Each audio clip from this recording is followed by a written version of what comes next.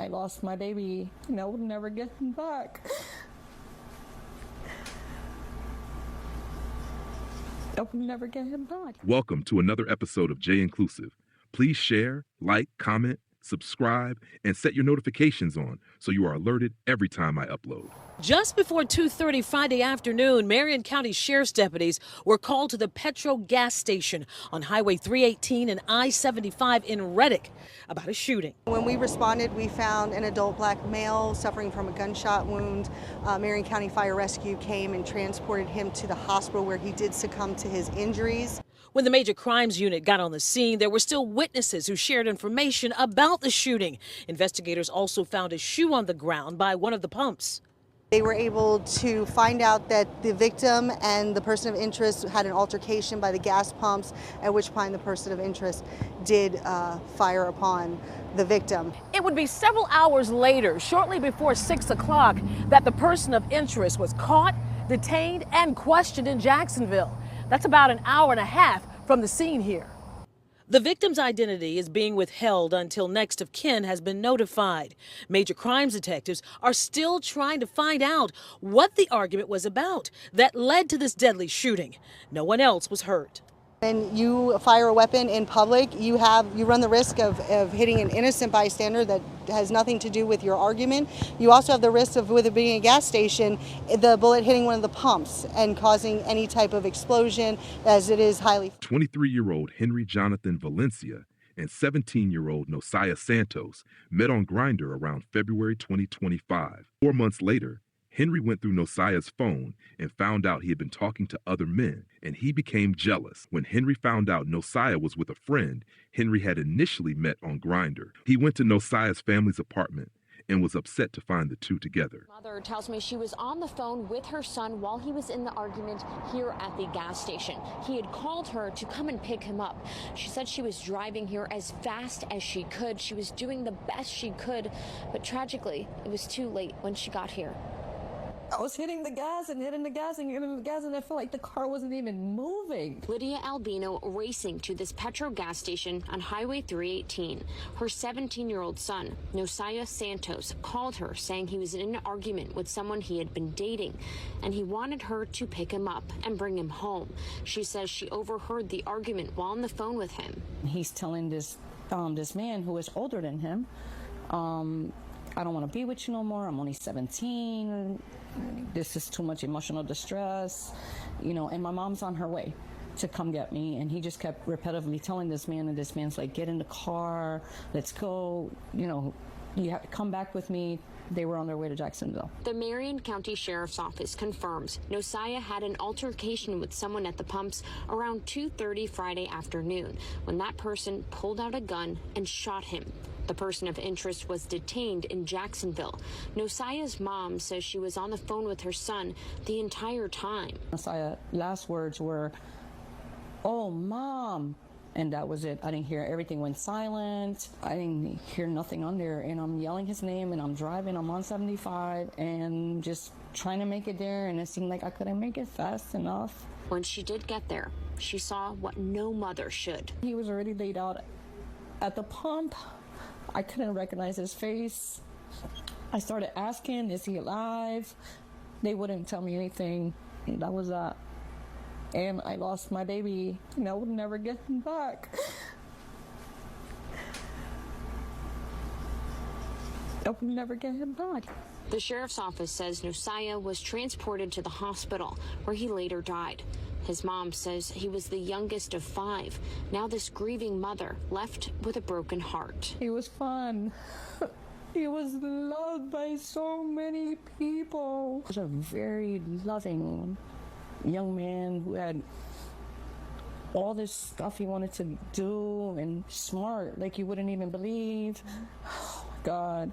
And he's gonna forever be 17. His loved ones returned to the scene today with balloons and released them in memory of Santos. We checked back with the sheriff's office, and a spokesperson tells us they have not made an arrest yet, but they've identified a person of interest in Jacksonville.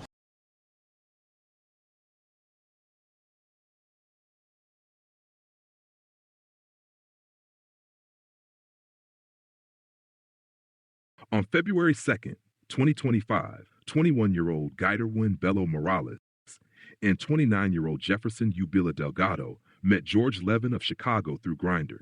They had gone to his apartment under the guise of a sexual encounter before setting upon, beating, and restraining the 63-year-old. The victim's mother tells me her daughter was the one who found 63-year-old George Levin unresponsive in a basement bedroom. When first responders got here, it was too late.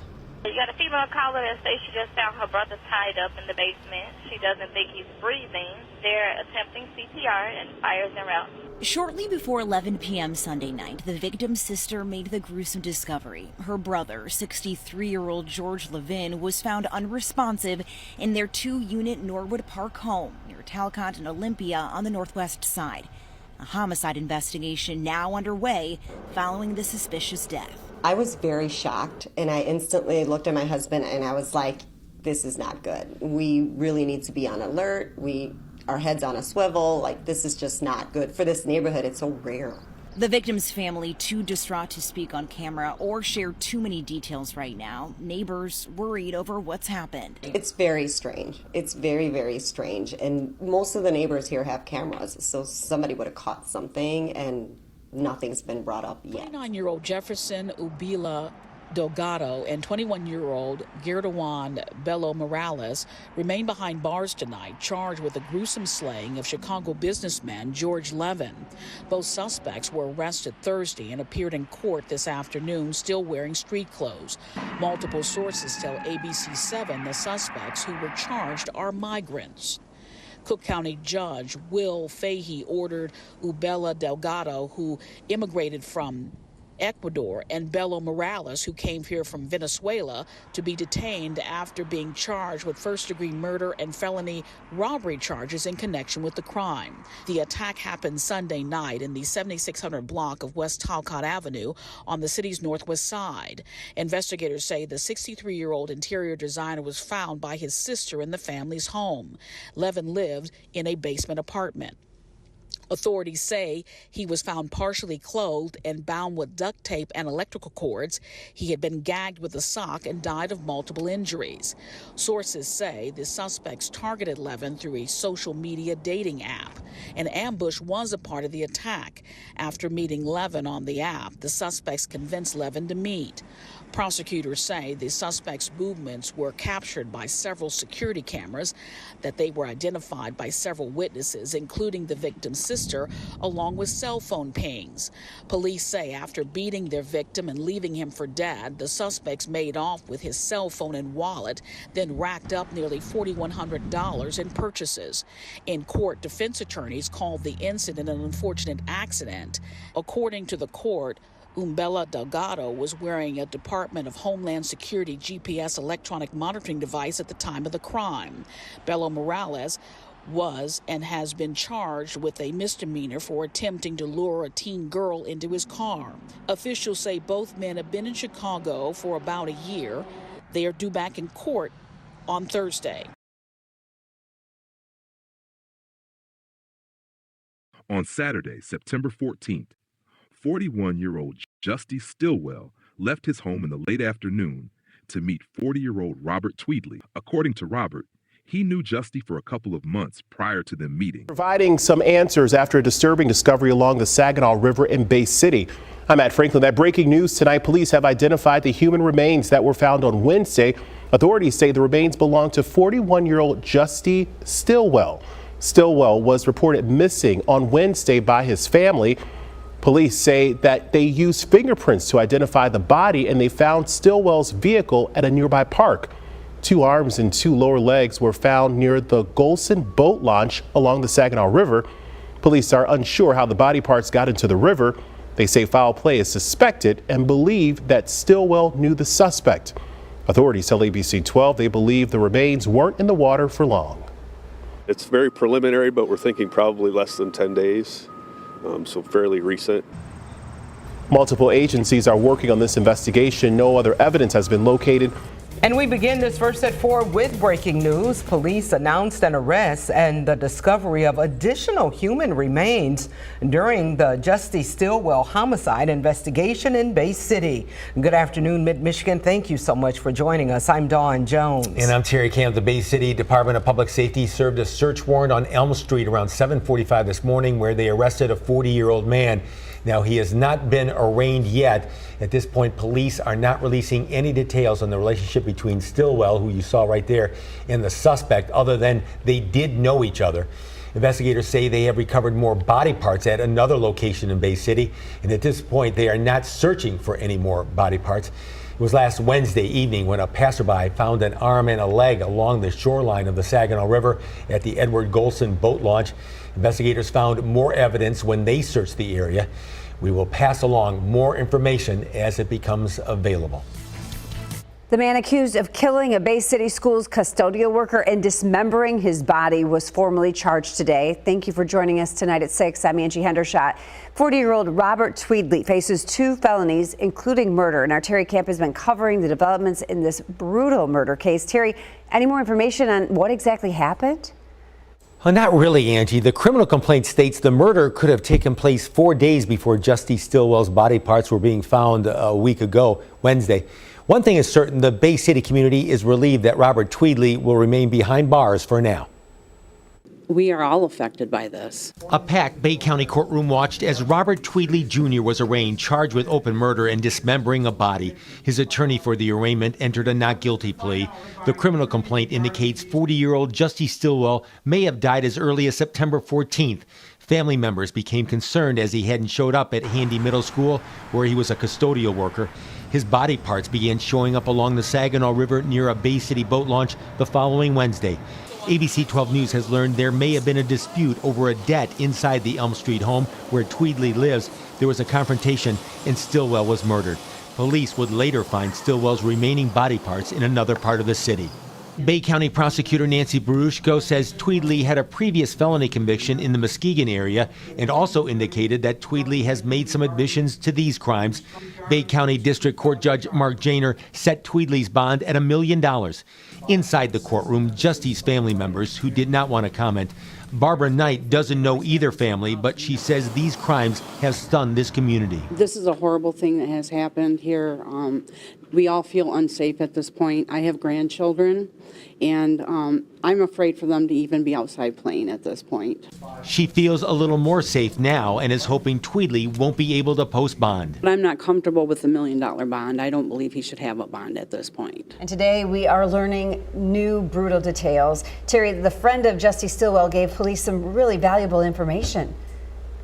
He did. After Justy Stillwell's body parts were found in Bay City, a friend of Stillwell's contacted police saying he had been in touch with Justy on the night of September 14th.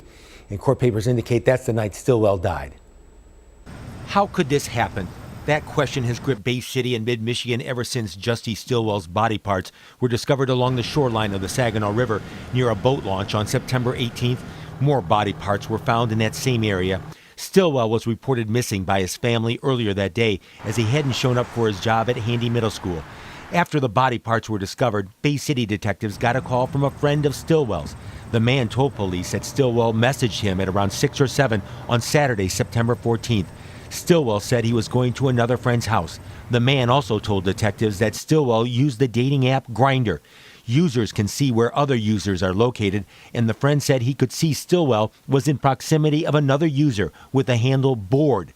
The friend asked if Board is who Stillwell was meeting, and Stillwell replied it was. The friend took a screenshot of Board's profile photo, and using facial recognition software, police identified 40-year-old Robert Tweedley as a suspect. Investigators arrived at Tweedley's home on Wednesday, September 25th, where he admitted Stillwell had been there. We've reported in the past that there was a dispute of some type, and Tweedley pushed Stillwell down the stairs to the basement where he strangled him.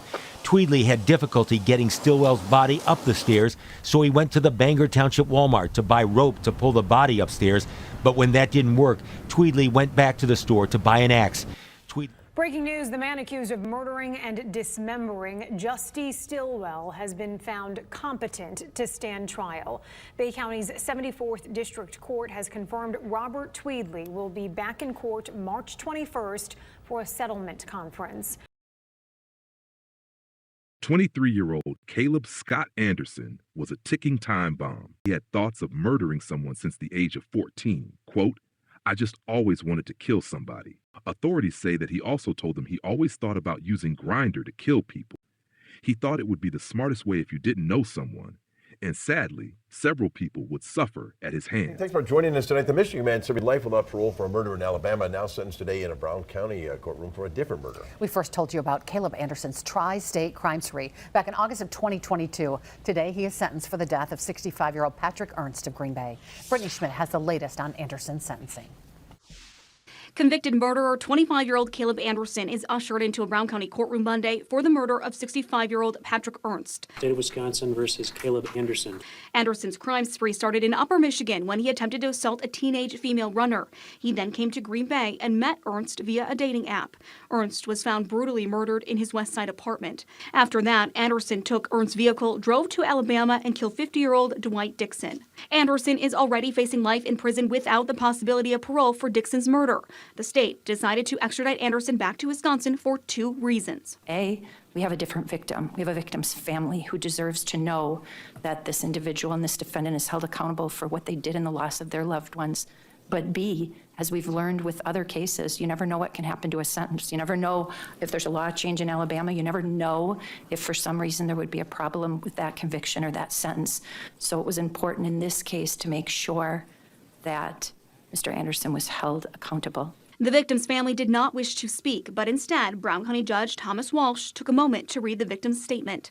Lemkuhl says Ernst's family is grief-stricken. We don't wish for any family to have to live through the range of emotions we experience that can test your faith, question mankind, or even the society we've become that would foster a person that would not value another man's life. Judge Walsh recognizing the family's trauma and noting that Anderson doesn't have a lengthy criminal history. The notion that no one could see this coming might be an apt way to describe it. And that too is scary. And to think that it occurred by someone using a dating app, which so many people in our community use. That's a beneficial feature of technology that we have these days, that people can connect with others socially, romantically, their phones and apps. And to have this be the result, really, I think, strikes fear into the community. Judge Walsh sentenced Anderson to life without the possibility of parole. It's the same sentence he received in Alabama. At this time, it is unclear where he will serve his time in prison. Anderson still faces assault charges in Michigan, but it's up to the state to extradite him there if they choose to pursue them. If something doesn't feel right, it's probably not right. You want to get yourself out of there. Internet dating very popular right now, but not everyone has the same intentions on dating apps. And over the weekend, a man in Hartford was robbed when he thought he was meeting someone for a date. Your reporter Taylor Knight has some tips from experts about staying safe when an online interaction turns into a real-life meetup. This area on Farmington Avenue in Hartford is where police say a man was robbed at knife point the night of the 4th of July. Hartford police say that the victim thought he was meeting someone from a dating app, but instead was confronted by at least 4 men with knives who allegedly stole his wallet and keys and drove off with his car. The man was not hurt, but this incident serves as a reminder to be safe online. You got to remember the intelligence between your ears. You got to remember what's important. Okay. Channel 3 law enforcement analyst J. Paul Vance says whether you are meeting up with someone you met on a dating app or buying or selling something on an online marketplace, make sure you meet in a public place where other people will be around. Many local police departments have meetup spots for internet purchase exchanges. He suggests coffee shops or busy restaurants for a first date. He also says let people know where and when you're going and who you're going with. And if you're using a dating app, don't give up too much information about yourself too quickly. Be intelligent. Don't be desperate to share stuff you shouldn't be sharing with someone you don't know. You can also Google the person before you meet them to make sure they are who they say they are, and arrange your own transportation to and from the date. Internet safety expert Scott Driscoll says that you can also have a friend sitting nearby in case something goes wrong. And finally, trust your gut. And the minute you're uncomfortable, get out of it, leave it, and continue your search. And that was Taylor Knight reporting. A similar incident actually happened in the city last month, but we don't know yet if police think those two are connected. Last week, a friend of mine who was still in the closet sent photos to someone on Grindr, including nudes. They put his images in Google image search, found his social media, and were threatening to out him to his family, friends, and coworkers unless he sent them money. He blocked them, and so far he's good. But moral of the story, be careful when dating, whether you meet them on an app, in a club, or even at the grocery store. Until next time, stay safe.